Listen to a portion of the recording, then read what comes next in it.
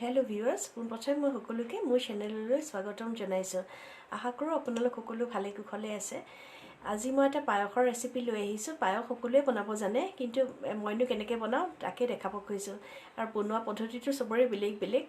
আৰু পায়স মই বনাব শিকিছিলোঁ মাৰ পৰা। মায়ে খুব ধুনীয়া বনায়, পায়সেই হওক বা চেৱই হওক, তেনেকুৱা ধৰণৰ ৰেচিপিবোৰ খুব ধুনীয়া হয়। মাৰ কেক হওক, কেতিয়াবা গুৱাহাটীত গ'লে মই মাৰ ৰেচিপিবোৰো আপোনালোকৰ লগত শ্বেয়াৰ কৰিম।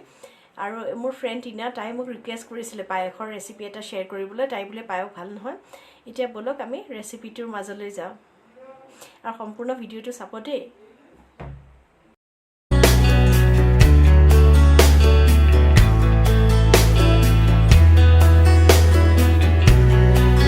পায়স বনাবলৈ মই 1 লিটাৰ গাখীৰ লৈছোঁ আৰু গাখীৰখিনি ভালকৈ উতল আহিব দিছোঁ।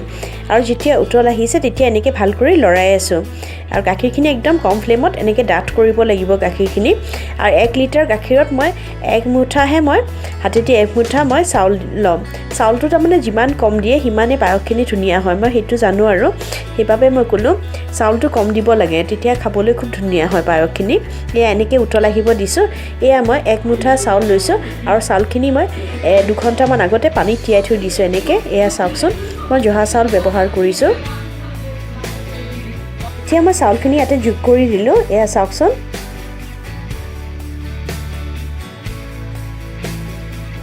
কৰি পেলাই আকৌ মই ভালকৈ লৰাই দিছোঁ। এয়া পায়স বনাবলৈ তাৰমানে অলপমান ধৈৰ্য লাগে আৰু লাহে লাহে হৈ থাকে প্ৰচেছটো। এয়া লাহে লাহে এনেকৈ লৰাই থাকিব আৰু ফ্লেমটো কমাই ল'ব। আৰু মই এভৰিডে 20 ৰুপিজৰ এটা পেকেট লৈছোঁ আৰু এইখিনি মই ইয়াতে মিক্স কৰি দিম। তাৰমানে এইখিনি গাখীৰে অলপমান মই লৈ পেলাই এইখিনি ধুনীয়াকৈ গুলি পেলাই ইয়াতে মিক্স কৰি দিম, তেতিয়া গাখীৰখিনি ডাঠ হৈ যায়। এয়া মই এই বাতি এটাত ওলাই ল'লোঁ আৰু এতিয়া মই অলপমান তাৰ পৰাই পায়সৰ পৰা অলপমান গাখীৰ লৈ এইখিনি ধুনীয়াকৈ গুলি ল'ম। এয়া এনেকৈ গুলি ল'ব যাতে লাম্পছ নাথাকে, সেইটো মন কৰিব। ধুনীয়াকৈ গুলা হৈ গ'ল, পাউডাৰ গাখীৰখিনি ধুনীয়াকৈ লাম্পছ নাই। এতিয়া মই এইখিনি যোগ কৰি দিম এই পায়সখিনিত। এয়া চাওকচোন, মই যোগ কৰি দিলোঁ পায়সখিনিত। কৰাৰ পিছত আকৌ ধুনীয়াকৈ গোটেইখিনি মিলাই দিব আৰু ফ্লেমটো কমাই ল'ব যাতে চাউলখিনিও সিজি যায় আৰু গাখীৰখিনিও ধুনীয়াকৈ ডাঠ হৈ যায় অলপমান।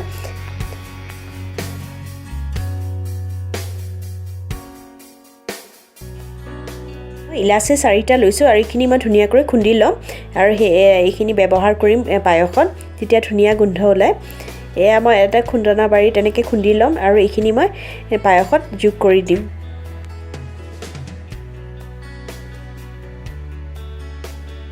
এতিয়া মই ইলাচি যে গুড়ি কৰি লৈছিলোঁ সেইখিনি ইয়াতে দি দিলোঁ, বাকলিখিনিও দি দিছোঁ, তেতিয়া আৰু ধুনীয়া গোন্ধাই। পিছত মই গুচাই দিম। এয়া এনেকৈ ধুনীয়াকৈ মিলাই ল'ব। মই চেনিটো পিছত দিওঁ, তাৰমানে আগতে নিদিব চেনিটো, যিহেতু গাখীৰখিনি ডাঠ হৈ যাব। এতিয়া মই চেনি দিম, আপোনালোকে চেনিটো আন্দাজমতে দিব পাৰে। মই এখন হেতা দি 1 চামুচ পৰা চেনি দিছোঁ, তাৰমানে ধৰক কাপৰ জোখৰ আধা কাপ চেনি হ'ব।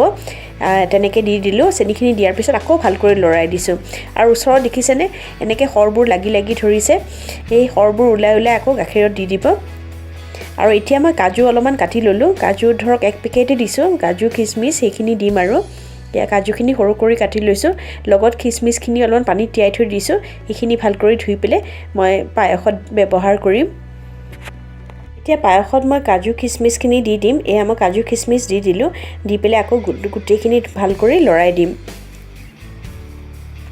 আপোনালোকে মন কৰিছেনে গাখীৰৰ কালাৰটো অলপমান য়েল্ল'ইছ হৈ গৈছে, কিন্তু কালাৰটো ব্যৱহাৰ কৰা নাই। তাৰমানে এই ক্ৰীমখিনি যে গাখীৰৰ ওলাইছে এইখিনি ডাঠ হৈ হৈ য়েল্ল' কালাৰ হৈ গৈছে গাখীৰখিনি, তেতিয়া গম পায় আৰু পায়সখিনি যে ধুনীয়া হ'ব।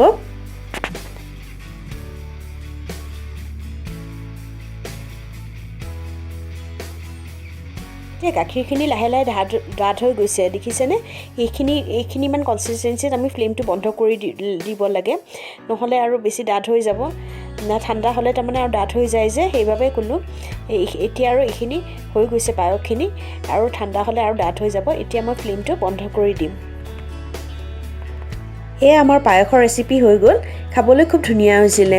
সদায় মনত ৰাখিব যে 1 লিটাৰ গাখীৰত চাউলটো 1 মুঠামান দিলেই হ'ল হাতেদি। চাউলটো যিমানেই কম দিয়ে সিমানেই পায়সখিনি টেষ্টটো বেছি হয়। আৰু এভৰিডে বা তেনেকৈ আমুল তাজা অলপমান মিলাই দিলে পায়সখিনিও খুব ধুনীয়া হয় আৰু ফুল ফেট মিল্ক ল'লে খাবলৈ খুব ধুনীয়া হয় পায়সখিনি আশা কৰোঁ মোৰ ৰেচিপিবোৰ আপোনালোকে ভাল পাইছে যদি ভাল পাইছে কাইণ্ডলি মোৰ চেনেলটো ছাবস্ক্ৰাইব কৰিব ওচৰত থকা বেল আইকনটো প্ৰেছ কৰি অলটো প্ৰেছ কৰিব যাতে আহিব লগা ন'টিফিকেশ্যনবোৰ পাই থাকে আৰু লাইক কমেণ্ট আৰু শ্বেয়াৰ কৰিব থেংক ইউ ছ' মাছ